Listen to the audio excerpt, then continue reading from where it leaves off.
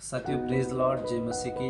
मैं पहली बार एक वीडियो बना रहा हूँ और मेरा ये वीडियो बनाने का उद्देश्य यह है कि मैं अपनी गवाही आप लोगों के साथ शेयर करना चाहता हूँ। ये गवाही फेमस होने के लिए नहीं है, ये गवाही केवल प्रभु यीशु मसीह की महिमा के लिए है कि किस प्रकार प्रभु यीशु मसीह ने एक जादू टोना करने वाले का, एक गलत जीवन जीने वाले का जीवन किस प्रकार से परमेश्वर ने, प्रभु यीशु मसीह ने बदल दिया, ये मैं बताने के लिए वीडियो बना रहा हूँ। साथियों, 2006 में मैंने एक न्यूज़पेपर पढ़ा जहाँ पे लिखा था कि 2012 में ये दुनिया ख़त्म होने वाली है। 2012 में ये दुनिया ख़त्म होने वाली है। जैसे ही मैंने पढ़ा, मैंने इस बात पर मैंने विश्वास कर लिया और मैंने ये मन में ठान लिया कि 2012 में मुझे मरना है तो क्यों ना कुछ करके मरेंगे। और मैंने हर वो गलत काम करना शुरू कर दिया, हर वो गलत काम। मैंने कुश्ती, लाठी काटी, लाठी मारा, karate, jujutsu, taekwondo, martial art, जो भी चीज़ें सीख सकते हैं वो सारे सीखना मैंने शुरू कर दिया। मैंने जादू टोना भी सीखा और एक साधु से मेरी मुलाकात हुई। उस साधु ने मुझे कहा कि तू अल्प आयु है और तू 22.5वें साल में मरने वाला है। तो मैंने कैलकुलेशन कर लिया कि मुझे 2012 में 22.5 साल पूरे होने वाले हैं, यानी कि मैं 2012 में मर जाऊंगा। तो फिर मैंने कहा कि क्यों ना लोग किसी दूसरे का भविष्य कैसे बता सकते हैं, ये सवाल मेरे मन में उठना शुरू हो गए।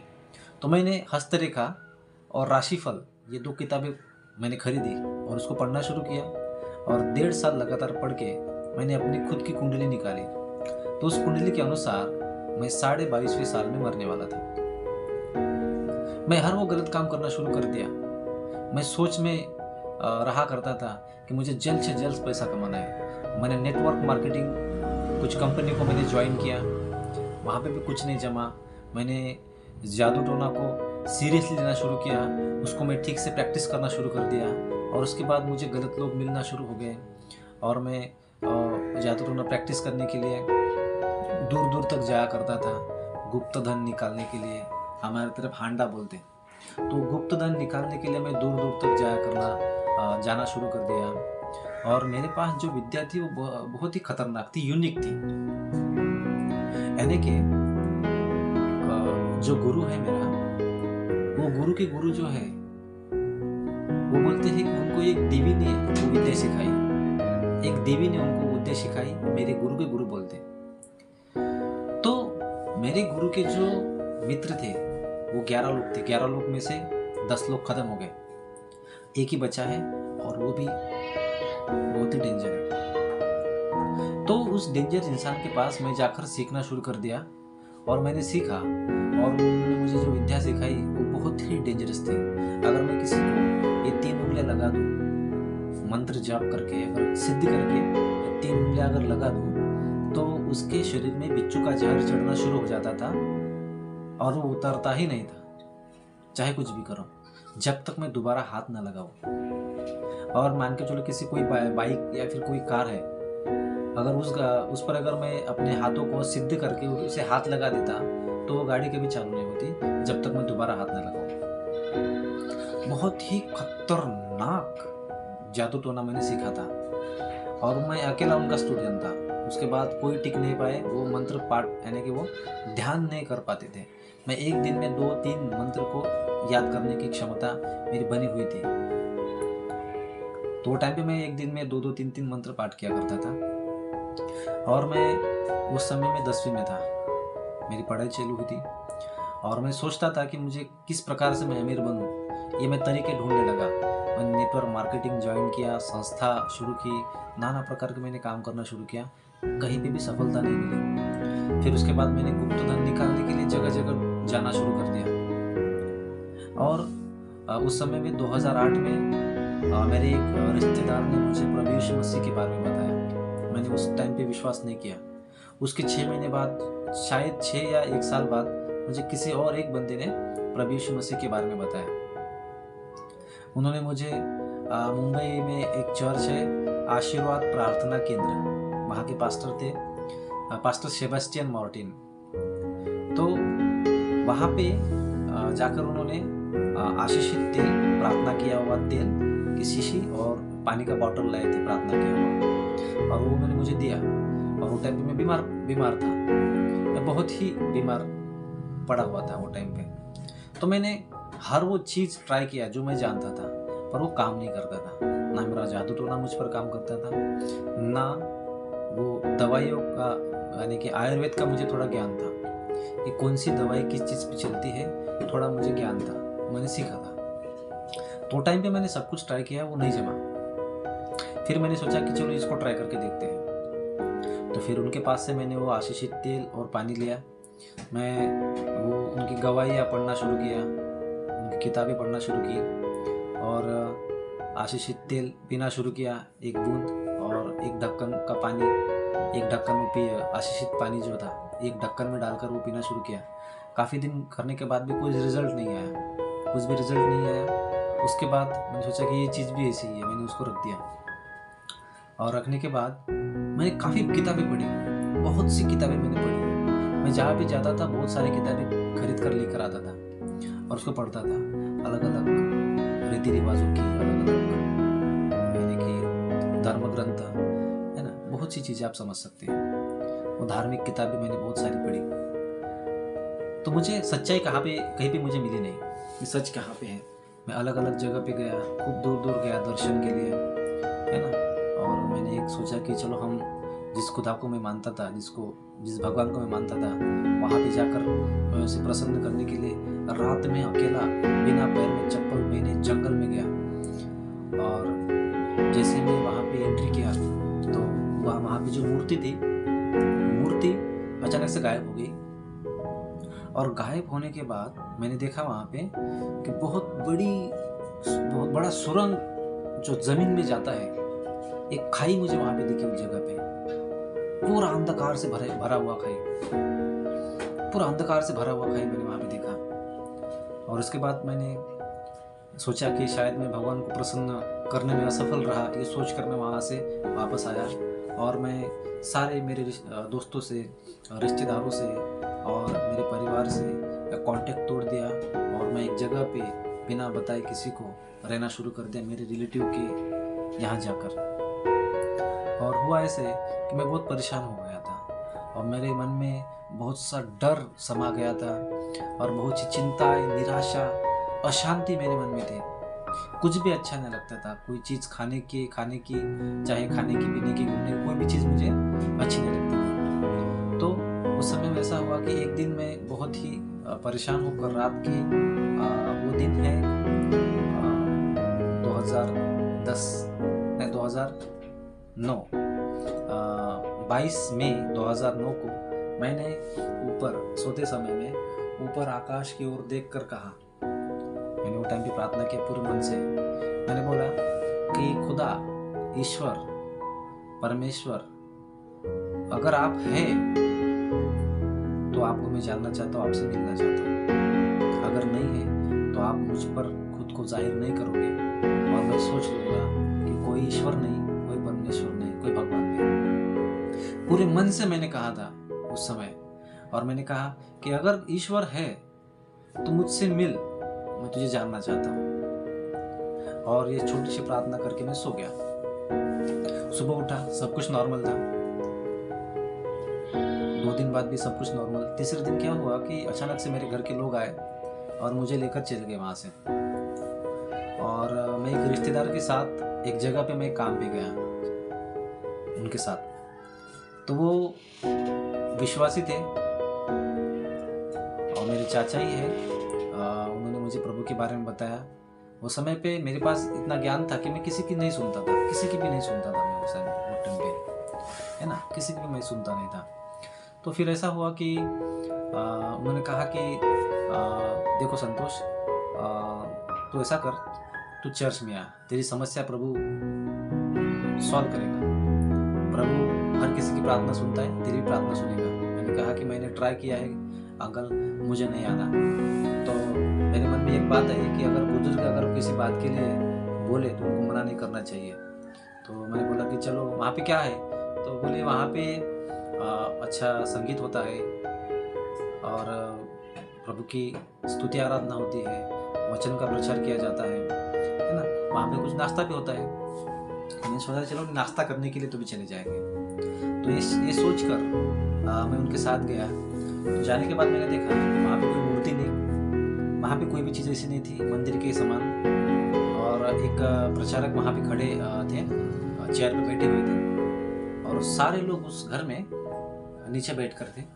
तो मैं भी एक कोने में नीचे बैठ गया, और मैं ये सोच रहा था कि इनका प्रोग्राम कब ख़त्म होगा और नाश्ता खा के मैं यहाँ से निकल लूँगा। ये सोचकर वहाँ पे मैं बैठा था। तो ऐसा हुआ अचानक कि उन्होंने बाइबल निकाली, और मैंने देखा कि वो किताब बहुत बड़ी थी, बाइबल, और उस किताब ने मेरा ध्यान आकर्षित कर लिया।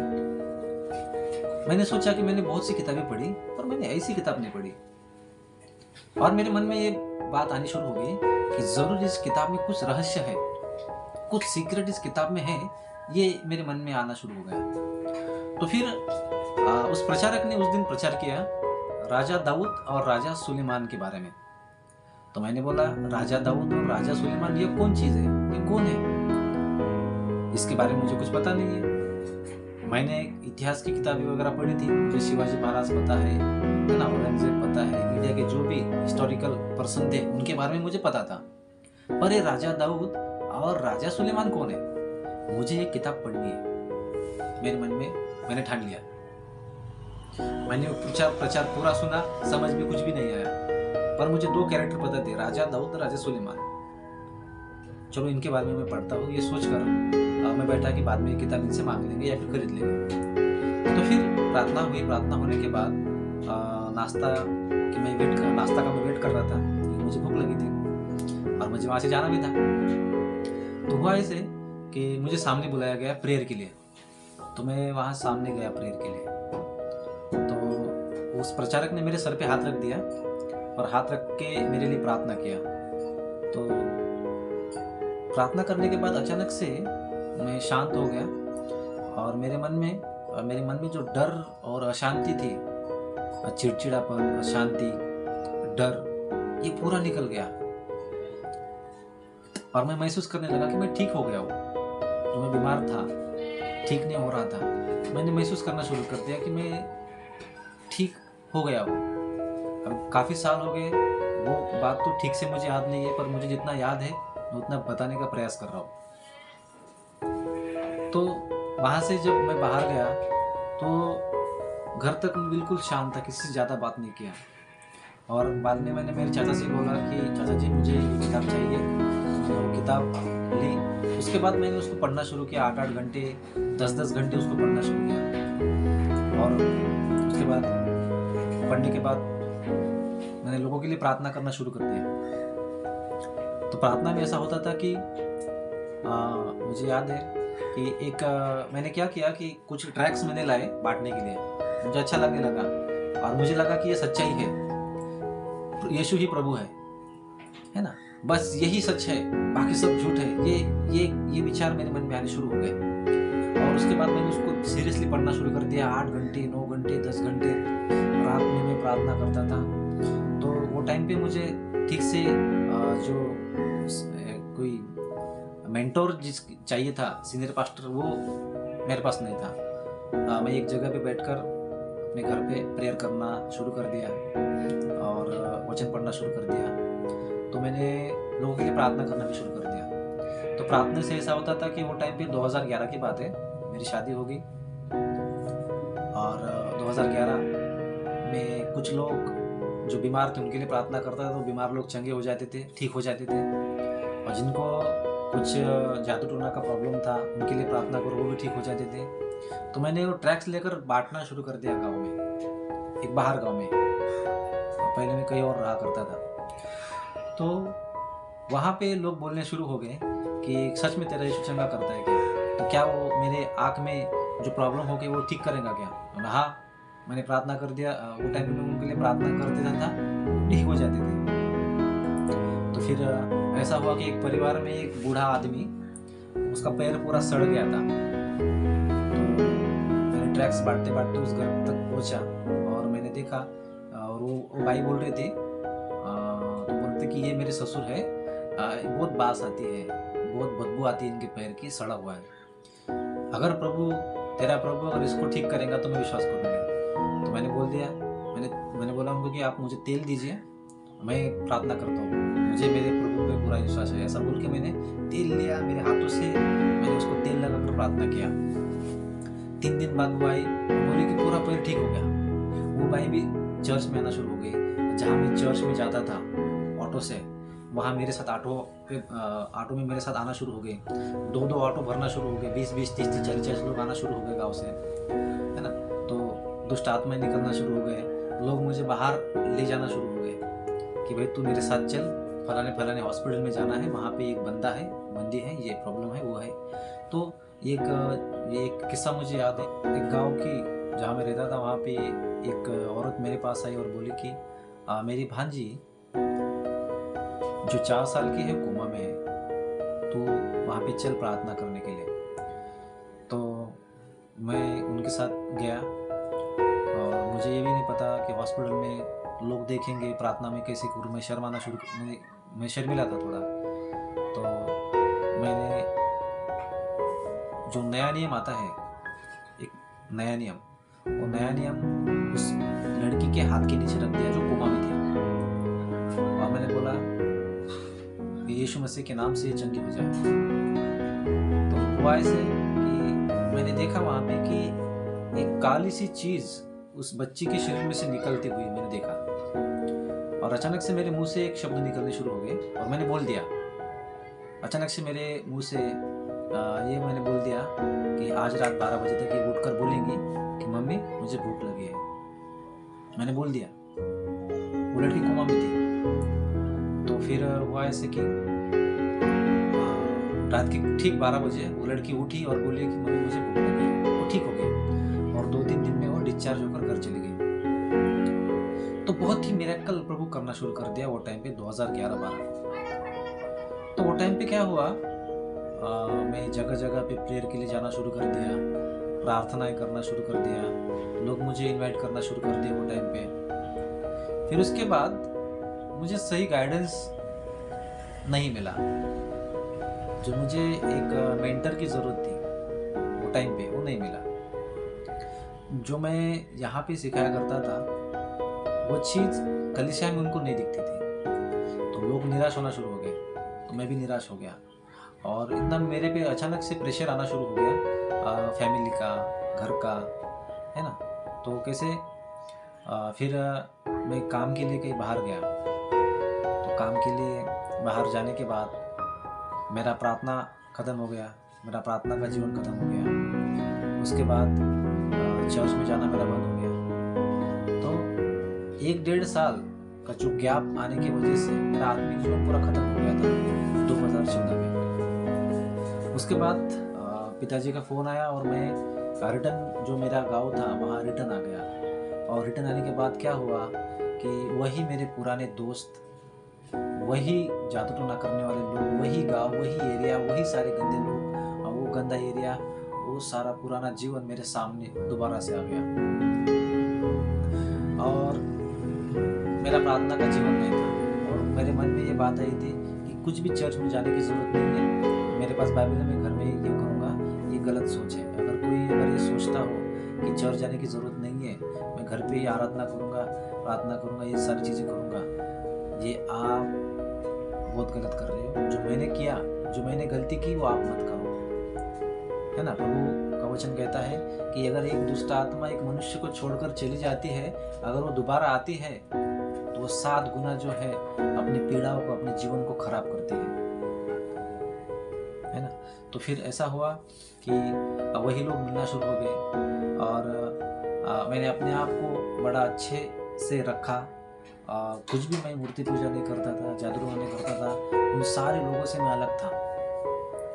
और अचानक से मेरे जीवन में परिस्थितियाँ बदल गए और बहुत ही कठिन परिस्थितियों में मैं फंस गया, कर्जे में, दबाव में, गरीबी में, चिड़चिड़, ये सारी चीज़ें।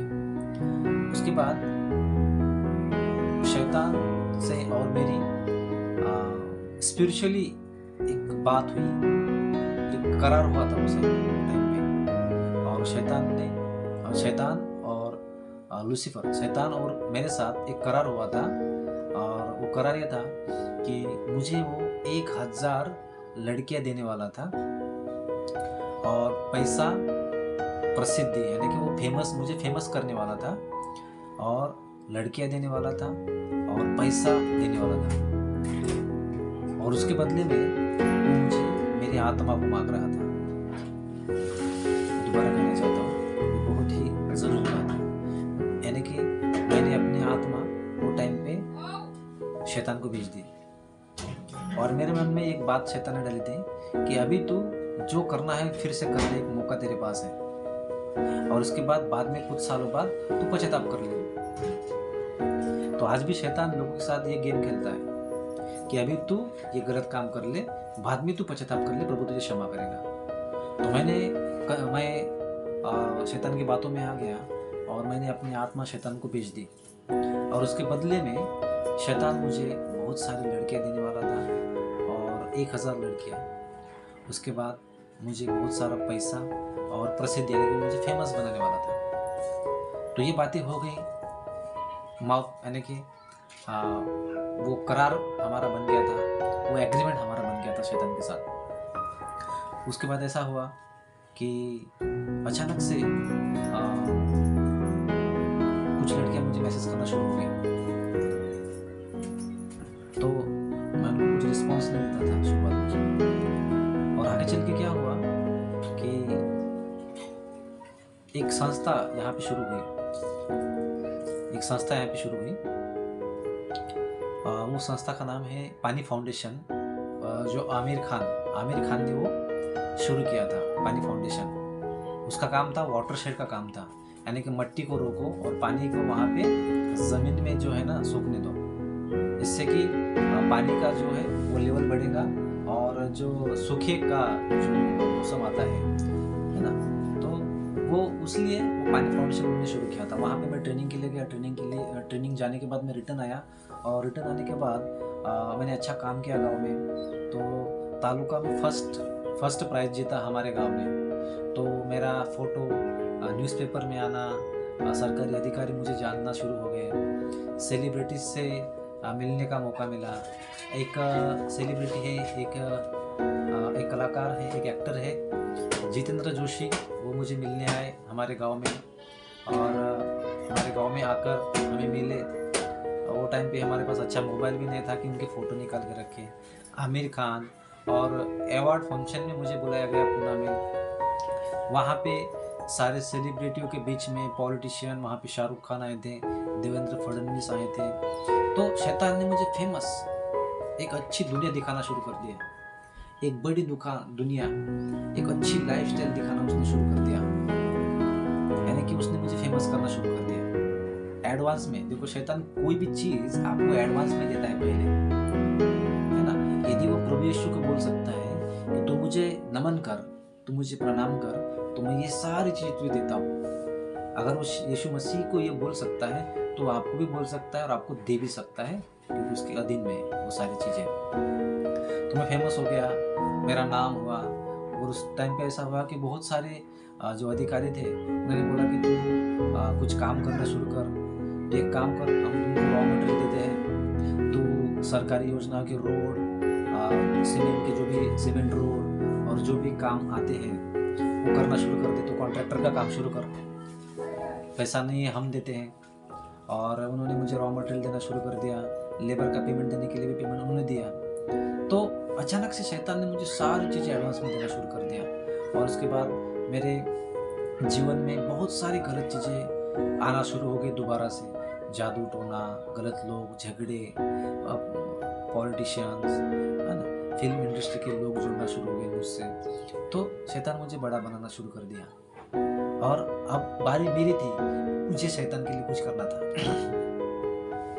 अब बारी मेरी थी कि मुझे शैतान के लिए कुछ करना था। शैतान ने मुझसे बोला कि मैं तुझे एक अधिकार देता हूँ, तू रोड पर जा और वहां जाकर स्पिरिट ऑफ एक्सीडेंट को बुला, तू हॉस्पिटल में जा और वहां जाकर स्पिरिट ऑफ डेथ को तू वहां पे बुला। ये शैतान ने मेरे साथ बात की, पर मुझे पता था परमेश्वर का वचन, मैंने ये करने से मना कर दिया। और शैतान ने जो मुझे दिया था वो सारी चीज़ें उसने वापस ले ली, और फिर मैं तंगी में, परेशानी में चला गया। सारी चीज़ें 2017 में नोटबंदी हुई। नोटबंदी में मैं पूरा लॉस में चला गया। मैं जितना कमाया था वो पूरा पैसा डूब गया। नोटबंदी में मैं बहुत ही बर्बाद हो गया वो टाइम पे। तो उसके बाद 1 साल ऐसा था कि मुझे दुष्ट आत्माएं दिखना शुरू हो गई। बाइक पे मैं महसूस करता था दुष्ट आत्मा मेरे पीछे बैठी है। एक दिन मैं बेड पे घर पे सोया हुआ था। उठने के बाद मैं देखा कि एक दुष्ट आत्मा लाल साड़ी में एक महिला, एक दुष्ट आत्मा पूरी मेकअप करके बहुत ही मेरे साइड में बैठी हुई थी, और वो स्पिरिट ऑफ इजबेल की आत्मा तो वहाँ मेरे साइड में बैठी थी। वो दुष्ट आत्मा मेरे पीछे रहा करती थी 24 घंटे।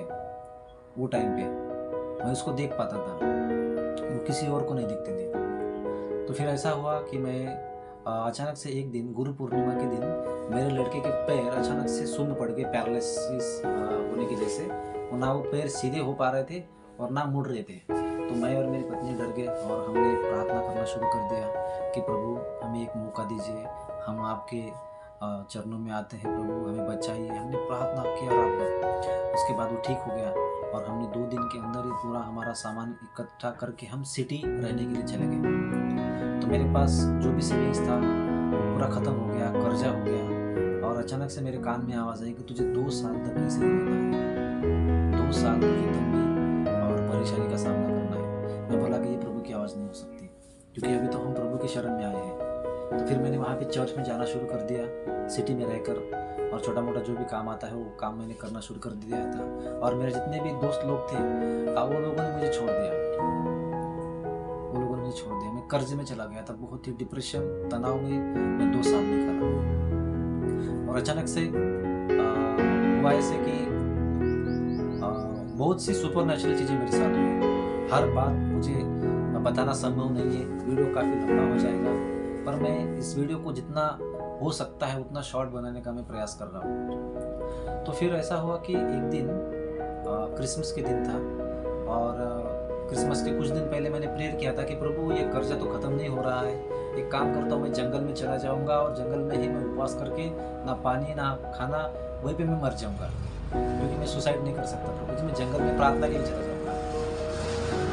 तो ये मैंने बोलकर प्रभु से ये मैंने प्रार्थना किया था, पर मेरे जाने की हिम्मत नहीं हुई, क्योंकि मैं परिवार को छोड़कर नहीं जा सकता। मैंने देखा कि मेरे बच्चे हैं, मेरी बीवी है ना, मेरे बाद इनका कौन है, ये विचार मेरे मन में आने के बाद मैंने जाना कैंसिल कर दिया था।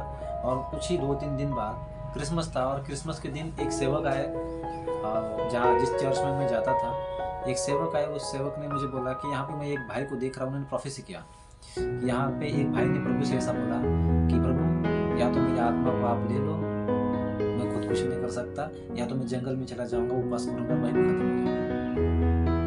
ये बात जैसे बोले बगैर मुझे टच हो गया, और मैंने देखा, मेरे इन खुली आंखों से मैंने देखा कि चर्च के जितने भी सामने के लोग थे, बहुत सी महिलाएं थी, वो सारे गिर चुके थे नीचे, और सामने जो पास्टर थे वो भी गायब थे। वहाँ पे मैंने देखा परमेश्वर का एक बहुत बड़ा सिंहासन, एक बहुत ही बड़ा प्रकाश, और उस प्रकाश के बीच में एक सिंहासन मैंने देखा, और उस सिंहासन पे परमेश्वर को मैंने ऐसे बैठे हुए देखा। और वो टाइम पे मैंने देखा कि एक 7-8 फुट का सफेद उसका कपड़ा था, 7-8 फुट, वो पूरा उसका बदन सफेद था। वो मेरे साइड में आकर एक जन को मैंने देखा तिरछी आँख से, और मुझे टच करके चला, गायब हो गया। और मैं वहाँ पे फर्स्ट टाइम मैंने रोना शुरू कर दिया, पछताना शुरू कर दिया। वो टाइम पे मैंने रोना और पछताना शुरू कर दिया। और उसके बाद फिर से दोबारा से प्रोफेसी हुई कि प्रभु इस भाई के जीवन को, जिसकी गवाही हुई है अभी, जिसकी प्रोफेसी हुई है, इस भाई का जीवन बदलने वाला है। तो फिर उसके बाद उसके 2-3 बाद मैंने उपवास प्रार्थना में गया। तो उपवास प्रार्थना में जाने के बाद मैंने देखा, मैंने परमेश्वर का, प्रभु यीशु मसीह को मैंने देखा, और प्रभु यीशु मसीह मेरे सामने थे, और मैं खड़ा था। और जो स्पिरिट ऑफ इजबेल में बोला कि एक लाल साड़ी वाली महिला, एक दुष्ट आत्मा जो मेरे साथ रहा करती थी, वो वहाँ पे आई और प्रभु यीशु मसीह से वो बोली कि इसकी कोई गलती नहीं है, मैं जा रही हूँ, इसकी कोई गलती नहीं है, मैं जा रही हूँ। ऐसा 3 बार बोलकर वो चली गई। बस उस दिन से मेरे जीवन से तनाव, डिप्रेशन, सारी चीज़ें निकल गई और मेरा प्रार्थना का जीवन बढ़ना शुरू हो गया। तो जब भी एक सेवक है पास्टर सुभाष नैनन, पुणे के हैं पास्टर सुभाष नैनन, मैं चर्च में कुछ काम कर रहा था, खाना खाने वाले लोगों के लिए मैं खाना परोस रहा था। तो पास्टर साहब बोले, पास्टर सुभाष नैनन, उन्होंने दूर से कहा कि शैतान तुझे उसकी सेवा के लिए इस्तेमाल करना चाहता है, परंतु परमेश्वर तुझे अपनी सेवा के लिए इस्तेमाल करेगा। पास्टर सुभाष नैनन, जैसे ही वो शब्द मेरे कान पर पड़े, मेरे अंदर कुछ होना महसूस होना शुरू हो गया। और उसके बाद उसके कुछ दिन बाद फिर मैं और मेरी पत्नी प्रेयर में बैठे और मैंने बोला कि प्रभु मैं एक बार और कंफर्म होना चाहता हूँ, क्या तू मुझे सच में अपने सेवकाई के लिए खड़ा करना चाहता है? तो उस दिन क्या हुआ कि मैंने प्रार्थना किया, प्रार्थना करने के बाद हम सो गए। सुबह उठे, मुझे कहीं और जाना था। अचानक से 2 लोग मेरे घर पे आए और बोले कि हमें यहाँ जाना है, हमें प्रेयर के लिए जाना है, यहाँ मुझे प्रेयर के लिए जाना है। तो फिर ऐसा हुआ कि हमने तैयारी की और वहाँ पहुँचे। तो हम जब तक हम पहुँच पाते तब तक वो प्रोग्राम पूरी तरह से ख़त्म हो चुका था। और प्रोग्राम ख़त्म होने के बाद जब वहाँ के जो पास्टर थे, उनका नाम है अपोस्टल करण रजाक, उनसे मैं मिला वहाँ पे पहली बार। और उन्होंने बोला कि खाना खा के जाओ और बिना मुझे मिले यहाँ से जाना नहीं। तो जैसे ही उनसे मैं मिला प्रार्थना के लिए, तो उन्होंने मेरे लिए प्रार्थना की और सबसे पहले एक वर्ड बोला कि तेरे लिए सेवा रखी हुई है और तू डिसीजन नहीं ले रहा।